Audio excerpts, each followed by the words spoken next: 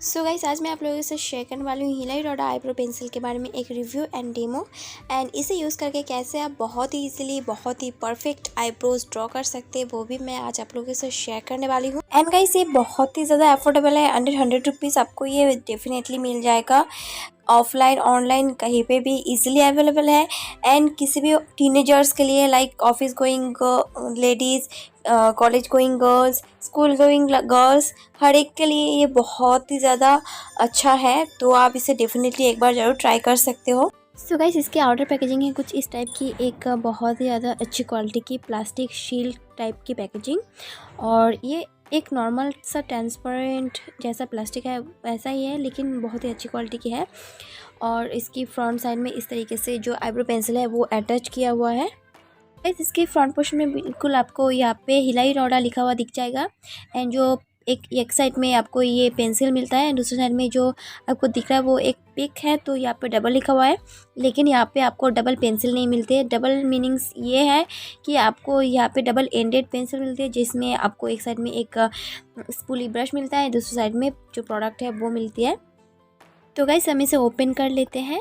और इसमें आपको 2 या 3 वेरिएशन आई थिंक मिलता है। तो इसमें से एक है light brown, dark brown, and एक है ब्लैक।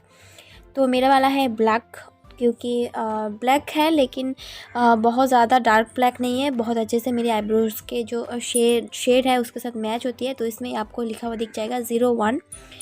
और इसमें भी ऊपर आपको लिखा हुआ, इसमें इसके ऊपर भी लिखा हुआ था हिलाई रोडा एंड बहुत सारे जो डिटेल्स है वो, लेकिन वो शायद स्वेट की वजह से उठ गया होगा मेरी। तो इस तरीके से 2 एंडेड है। तो आपको यहाँ पे जो स्पूली ब्रश मिलती है, बहुत ही अच्छी क्वालिटी की स्पूली ब्रश है गाइस। मेरे पास पूना स्टोर की स्पूली ब्रश भी है, लेकिन उससे भी बहुत अच्छी, बहुत ज़्यादा अच्छी क्वालिटी की है ये वाली जो स्पूली ब्रश है ये। एंड दूसरे साइड में इस तरीके की एक एंगल एंडेड प्रोडक्ट मिलता है, जो आईब्रो प्रोडक्ट है वो। तो ये वाली जो प्रोडक्ट है मुझे बहुत पसंद आई। मतलब इतनी ज़्यादा अफोर्डेबल प्राइस में आपको बहुत अच्छी क्वालिटी की प्रोडक्ट मिलता है इसमें।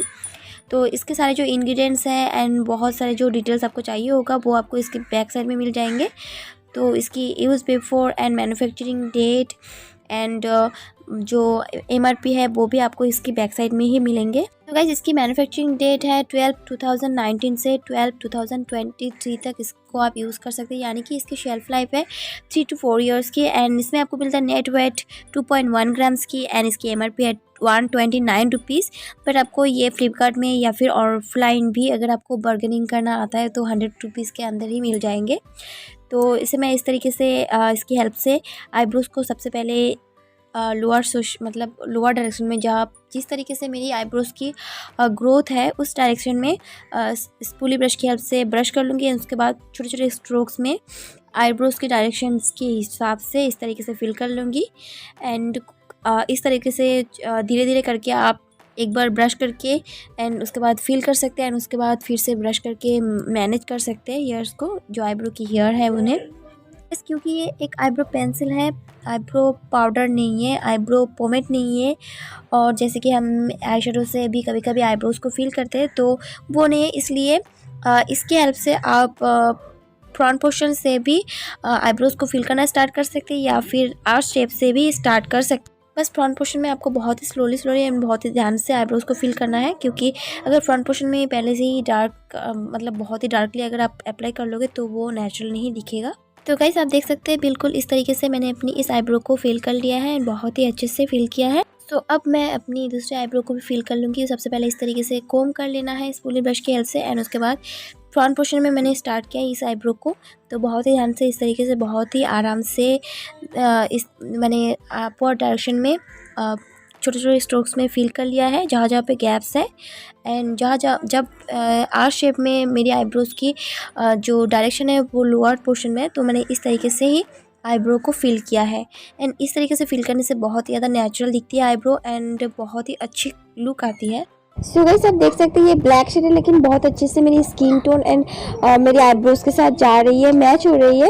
तो अगर आपकी मतलब आप मेरी तरह स्किन टोन है या फिर किसी भी इंडियन स्किन टोन पे, आई थिंक ये वाली ब्लैक शेड ही बहुत अच्छे से जाएगी, क्योंकि हिलाई रोडा की जो ब्राउन वाले वेरिएशन है बहुत ज़्यादा लाइट है।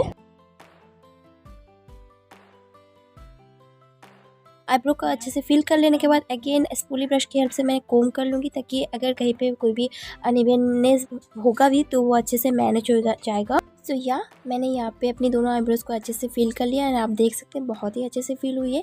बट यहाँ पे ही फिनिश नहीं करनी है, आईब्रो अच्छे से सेट होकर रहे, इसलिए हमें कोई भी आईब्रो जेल या फिर आप इस तरीके की मस्कारा भी यूज़ कर सकते हैं, जो कि बहुत अच्छे से बहुत लॉन्ग टाइम तक आपके आईब्रोज़ की जो शेप आपने बनाई हुई है उसे मतलब लॉन्ग लास्टिंग करेगा।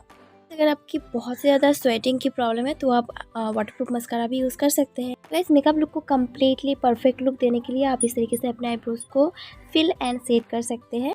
नेक्स्ट, आईब्रोज़ को थोड़ा सा और perfect, natural and sharp look देने के लिए इस तरीके से कंसीलर की हेल्प से मैंने अपने आईब्रोज़ की जो एरियाज़ है उन्हें क्लीन कर लिया है एक स्मॉल ब्लशर ब्रश की हेल्प से। और मैंने यहाँ पे लिया है पर्पल की कंसीलर पैलेट, और ये जो शेड है बहुत ही अच्छे से मेरी स्किन टोन के साथ मैच करती है, तो बहुत ही ज़्यादा नेचुरल लुक आता है। लेकिन अगर आप हाइलाइटिंग के लिए कंसीलर को यूज़ करना चाहते हैं, यानी कि अगर आप इन एरियाज़ को थोड़ा सा और हाईलाइट करने के लिए कंसीलर को यूज़ करना चाहते हैं, तो आप थोड़ी सी और लाइटर शेड भी यूज़ कर सकते हैं। सो गाइज, अगर आपको लग रहा है कि मेरा ये Hilary Rhoda eyebrow pencil review and demo video आपके लिए हेल्पफुल है, तो मेरे चैनल को सब्सक्राइब एंड इस वीडियो को लाइक और शेयर करना बिल्कुल ना भूलें। सो गाइज, मिलते हैं नेक्स्ट वीडियो में। Till then bye bye, stay blessed, stay happy and thank you for watching guys.